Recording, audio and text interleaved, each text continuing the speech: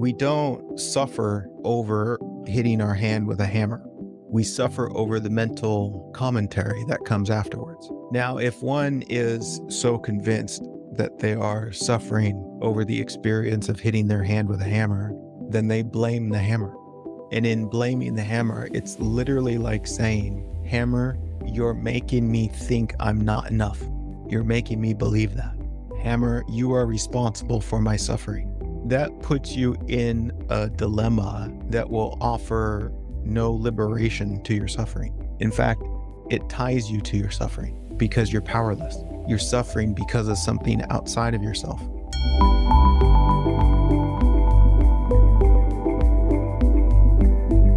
Episode 29, Transcend Human Suffering. Go in to get out. And right off the bat, I feel like we need to clarify suffering in the context that I'm pointing to it. And one of the ways we can clarify this and kind of get over a bunch of confusion is there's a profound difference between suffering and pain. And so often as human beings, we confuse the two. An illustration that I feel points to this very directly and quickly is if you hit your hand with a hammer, there'll be pain. The suffering is what happens the following week, thinking you're an idiot. And if you pay attention to our experiences of pain, the most painful part about pain is the stories we wrap around the pain. These stories amplify the pain. And then these stories blame the pain for our stories about the pain.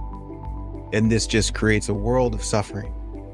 Whereas if you hit your hand with a hammer and you just be present with the pain,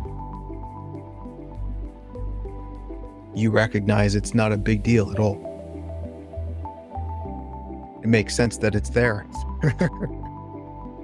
There's an alarm going off that says, hey, pay attention to this. And so you can be there with it, allow it to be what it is, without all the commentary and the stories, which resist, argue, push away, and turn it into something that it's not. In the experience of suffering, you'll find 10,000 different flavors. Suffering can be expressed as anxiousness, as frustration, as grief, loss, all manner of things. And the real difficulty in being human is not the encounter of pain. It's not the encounter of life doing this, that, or the other. The real crux of the problem is suffering. And the spiritual invitation since the beginning has, in effect, been an invitation out of suffering, attempting to bring clarity to what suffering is, even though I often feel it's quite cryptic. But this is the real challenge. The challenge isn't in life, even though that's part of the confusion of suffering, thinking that I'm suffering because of what's happening in life.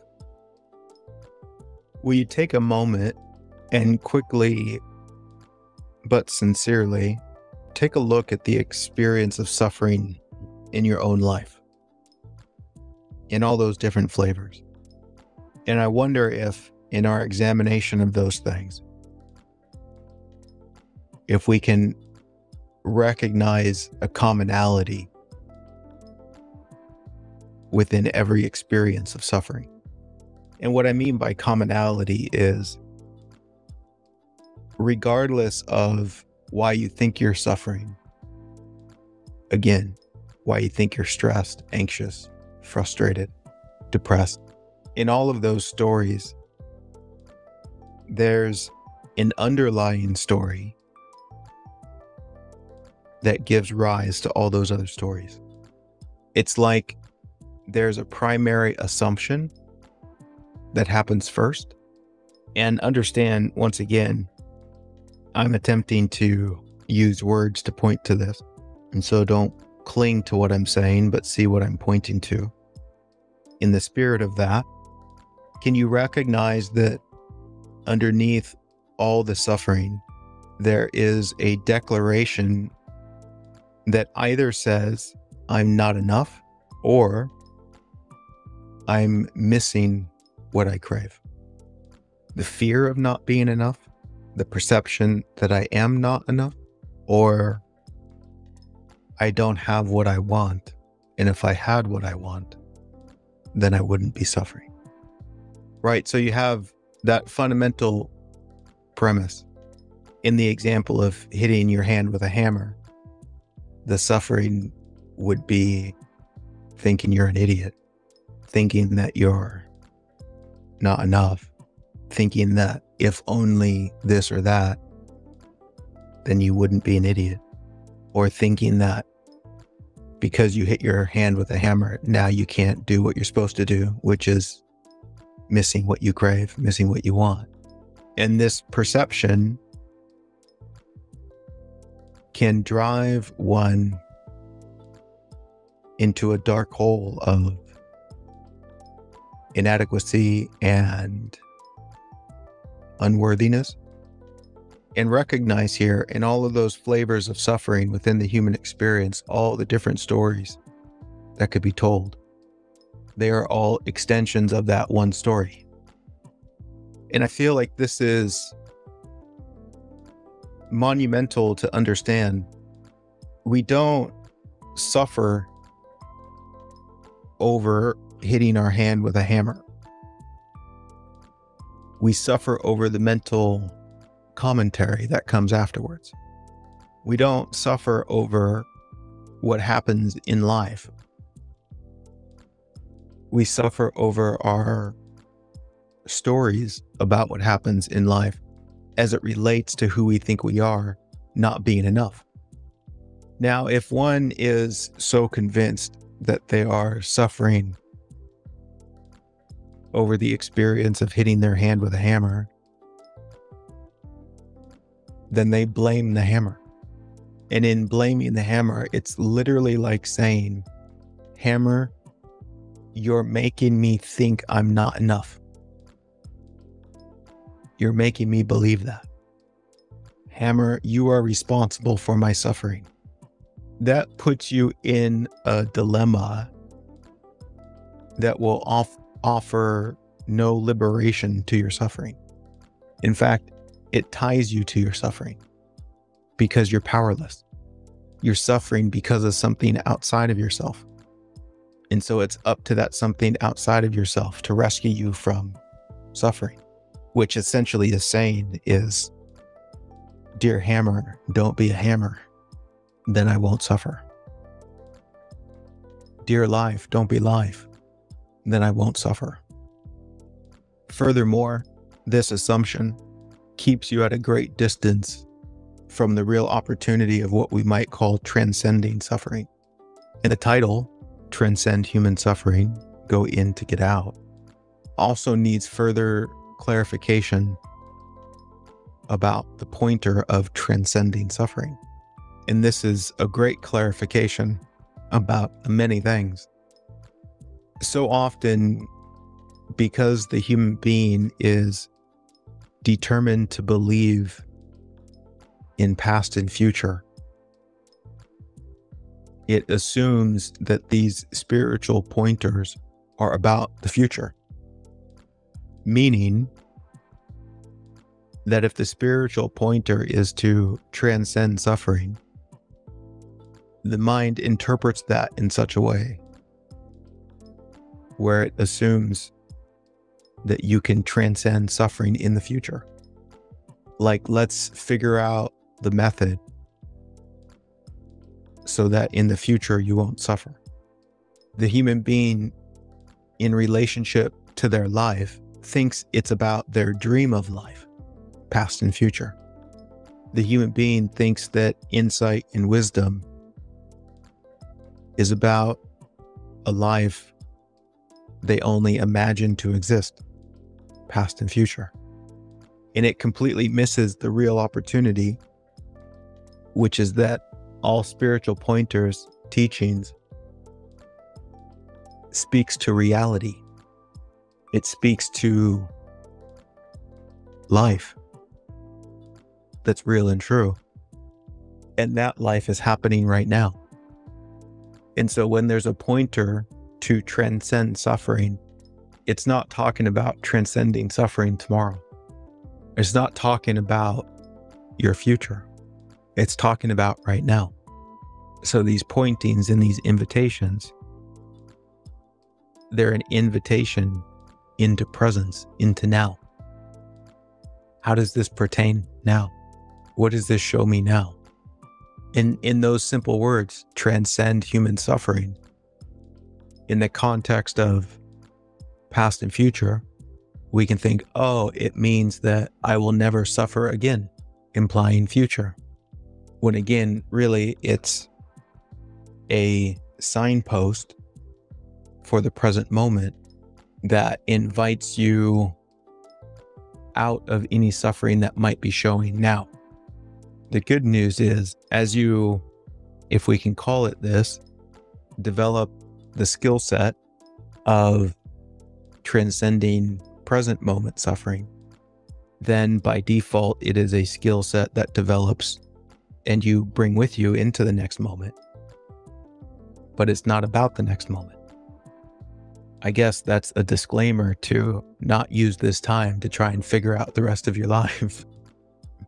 But just go with me into the depth of this moment and see what's real and true. Let's look at the fundamental struggle that we have with suffering and why that struggle seems to be an impossible game being played. And at least to me, my goodness, this is just so fascinating to see. The fundamental assumption is that I'm suffering because of what's happening. And we can look at the adorable innocence of our human that believes this, right? You can say, oh, I'm stressed and I'm stressed because XYZ. My feelings are hurt because of XYZ. I'm feeling as I do because of what's happening in the world. And so it's coming from out there. And if that is the assumption, if that is the belief, the only logical thing to do is try and change that out there, which ends up being some form of control over that which you perceive as separate from yourself, which ends up being a statement that reflects, I'll love you if, right? I'm suffering and it's because you're not doing what I want. So I'll love you if you do what I want so that I don't suffer. And I want to ask you a question. And some of you know what I'm going to ask. How's that going? It's interesting because at times it looks like it's working. But what really happens is we build a collection of things to control. We build a collection of things that we have to look after to make sure they're doing what we want so that we don't suffer. And we ultimately end up suffering over trying not to suffer. And this is simply because it's completely ass backwards. You're going about it in a way that does not reflect the truth of what's actually happening. And in the title, I say, go in to get out. In this insane approach, we can see that we're going out to get in, right? We're trying to change that something out there in order to change our internal experience of suffering.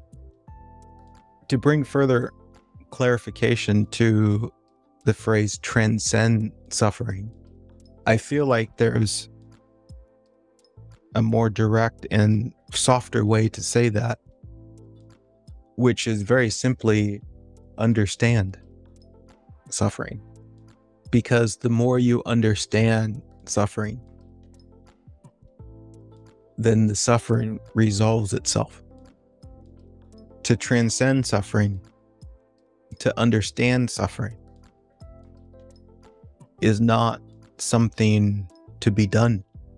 To do something, again, implies that it's on the outside, where doing happens, which also implies that the transcendence is in the future. And if the issue was understanding suffering, then clearly the invitation is to be still and listen and see what's actually happening. And as one opens up a space within themselves to see what's really happening, then the confusion which energizes the suffering begins to unravel itself. And the intensity of suffering slowly decreases. It unwinds. There's a point to be made here, which partly illustrates why it's so difficult to understand suffering, why it's so difficult to listen to your suffering, which I guess in a way speaks to why it seems to be difficult to transcend suffering. And that is because the human being is confused about what it wants. And again, we can look at this compassionately without any judgment. We can recognize that in a very innocent and adorable way, your human thinks that it wants something in the future. Your human being thinks, if only this, if only that, then I could be free. Do you see this list that you might have? Where fundamentally there's a belief in this list, whether it's more money, whether it's a relationship partner or a relationship partner that does what you want. It could be 10,000 different things. But there is the conditioned assumption that really feels like your savior is in the future. Furthermore, it believes your enemy is in the past. And so the human being runs from yesterday toward tomorrow, completely missing a reality of now. And beyond all this commotion in the mind that thinks you want something in the future, the spiritual invitation has been trying to get you to see that what you actually want is right here and now. What you actually want, you already have it. You just don't see that you have it. And because you don't see that you have it, you suffer. If transcending suffering is understanding suffering, then the invitation of getting out of suffering is to go into suffering. You want to know something fascinating? Can I tell you something? If there's anything in you that rejects your experience of suffering, that sees it as a problem, that judges it in any way, you can't actually understand it. Furthermore, and on the same note, if there's anything that judges what you are, that rejects any aspect of yourself, that wants it to be different, you can't truly understand what you are. To have any flavor of rejection says, I don't want to understand you. I don't want you to be what you are. I want you to be what I want. To truly understand something, you have to completely allow it to be what it is. You have to let go of it. Do you see that? With the conditioning in our humanness that's convinced what you want in the future, we see suffering and 10,000 other things as in the way. of what we want. And with the intensity of belief that you want to fulfill your list, you're not open to understand. Which is really interesting, because it's like, in my experience with working with people, and when I talk to them, part of what I'm looking for is their own degree of sincerity about what they really want. And it kind of guides me in how to guide them. It's like, do they really know what they want? Or do they still think they want something in the world? And sometimes there's such a belief that they want something in the world that I'm just the wrong person to talk to.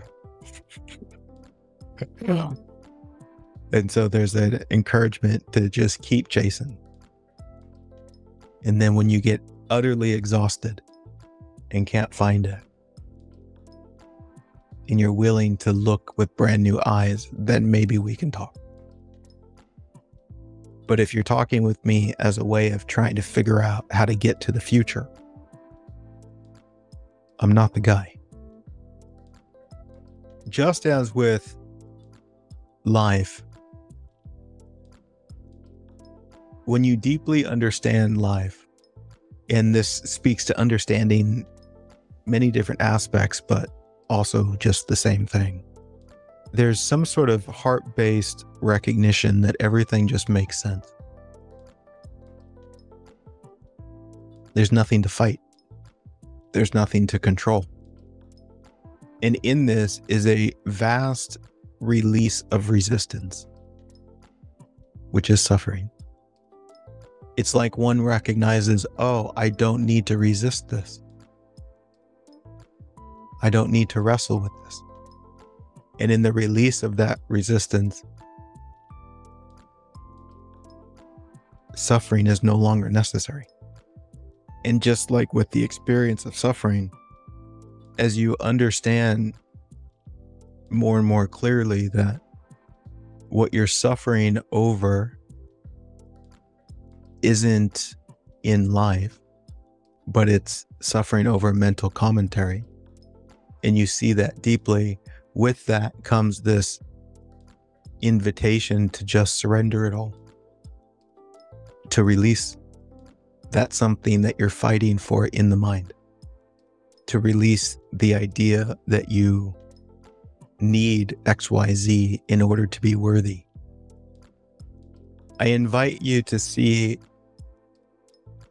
the traditional approach is one of trying to get away from suffering. And we've become masters at finding ways to run away from suffering. Not that it works. It seems to work at times. And again, like as a playful example, you could be stressed and anxious, suffering, and you find out that if you take this pill, you won't experience the stress and anxiety. And we think, oh, that fixed it. But did it really fix the misunderstanding that gave birth to stress and anxiety? No. All it did was help you in your journey of getting to the future where you will not find what you're looking for. There's such a beautiful invitation to go in, to get out. And again, from one perspective, it's scary to go in, because to go in, one must surrender what they're wanting, right? Because again, we see the suffering as in the way from what we want in the world. And if we go into the suffering, if we meet it,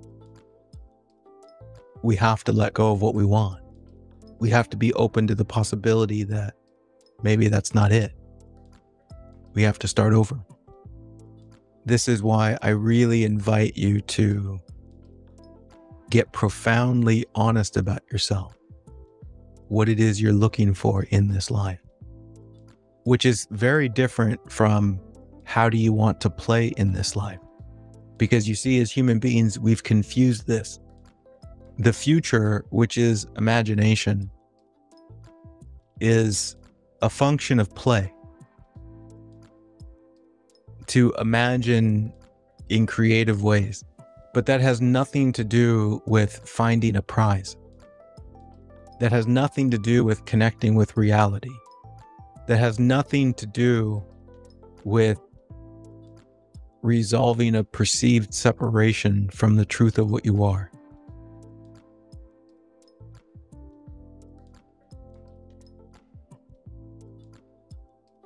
And if you are playing in the imagination, separate from the truth of what you are, separate from life, then in your imagination is just going to be suffering. Suffering because you're trying to find the truth of what you are in the imagination, in the future, and it's not there. And so again, the spiritual invitation is to see what you really are and then go play. I really invite you to read the pre-broadcast reflections, specifically for this episode number 29, because it spoke very directly to this topic.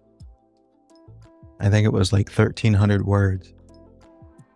Oh yeah, here's a part from the pre-broadcast reflections that I thought was just so on point. Transcending human suffering is the present moment experience of realizing that you are not really suffering. I say it this way as a matter of pointing, inviting you to see something profound. The intensity of suffering we experience revolves around our identification with the suffering. Maybe more accurately stated as, suffering is a dream where the character of you is disconnected from what you crave, missing something that appears to be vital for a sense of wholeness. Underneath all suffering is a perception that sees yourself as not enough, or sees yourself as undeserving of love. There is an intensity of belief that you are this character that's lacking something, and that what you imagine to be happening to you, the stories being told, are actually happening to you. In these stories are meanings being created that express this lack of worth, value, and separation from what you crave. Yet, the stories and meanings being believed in don't actually exist outside of your belief about them. In other words, you're creating something that doesn't really exist and then believing in, identifying with it. It's the same as having a dream during the night and thinking the dream is real. And in your assumption that the dream is real, your physiology, body and mind, respond as if it's real. The playful disaster in this is suffering in the dream and then try to resolve the suffering in the dream. This is also like dreaming about monsters and then trying to run away from the monsters in the dream. The running away from the monsters only validate the monster's existence. The running away says it's real. The act of trying to escape reinforces the idea that you're trapped.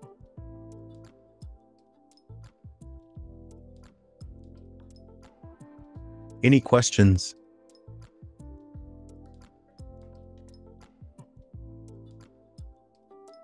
If so, I can take a moment to speak to that, and then we will drop into the guided meditation. And if no questions, we'll just hang out.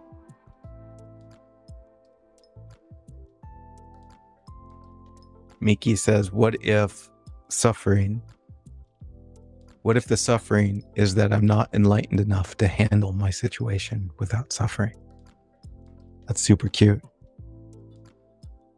Then I would re-examine what one thinks enlightenment is. But again, even in that playful analogy, one's focused on the future, right? I'm suffering over my potential suffering tomorrow, which is silly.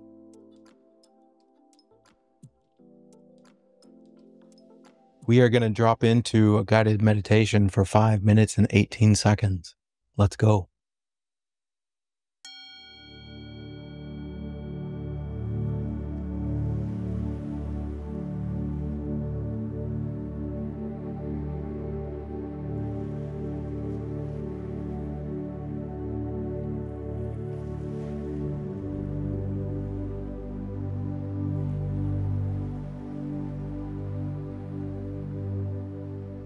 Welcome to this moment. Let's hang out together for about 5 minutes.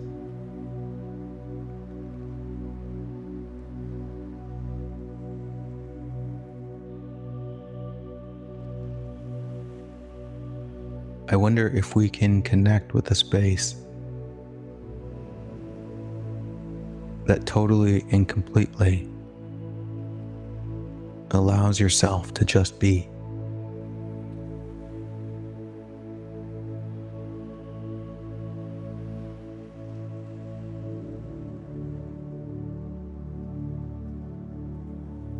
Let's just be here.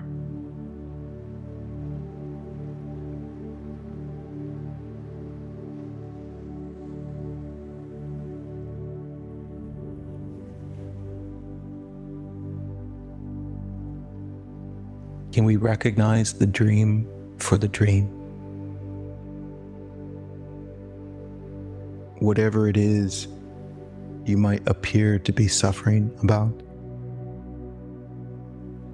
can we see just how much it's wrapped up in the mind's content,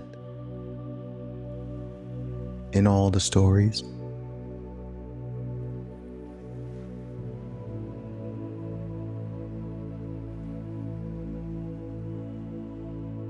Not that we have to add more thinking to it, but just see that.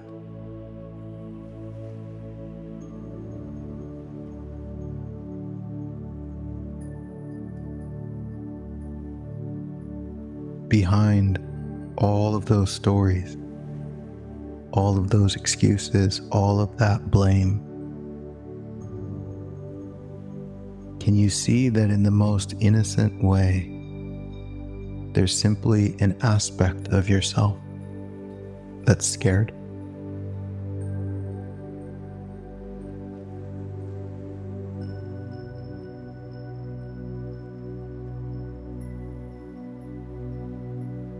Can you see that this aspect of yourself that's scared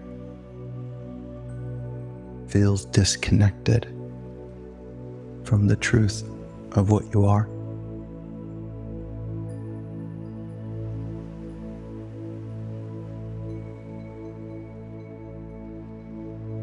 Can you see that this aspect of yourself believes that you are the character in your dream?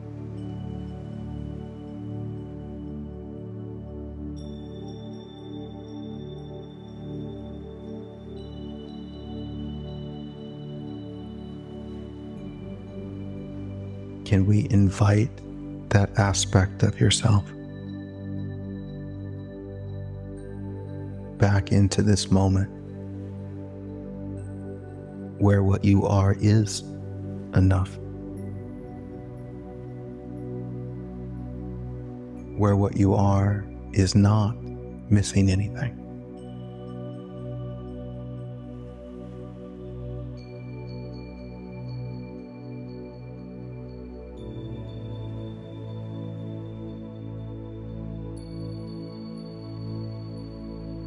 Let us breathe into the reality of this moment, into the truth of life.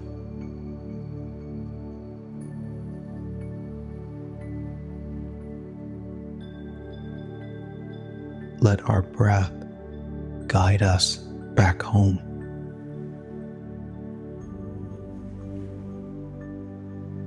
and breathe in the aliveness of this moment.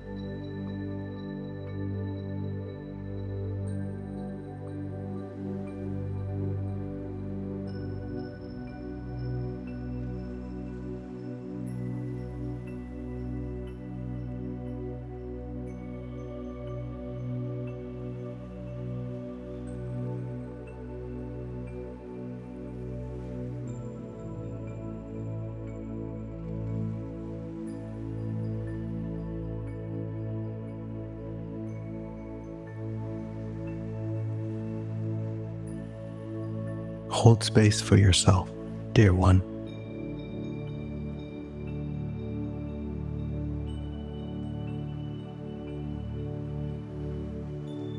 Hold space for yourself in a way that allows your human to have a human experience. But yet there's a deep and sincere part of what you are that knows everything's okay, that knows it's all just a dream.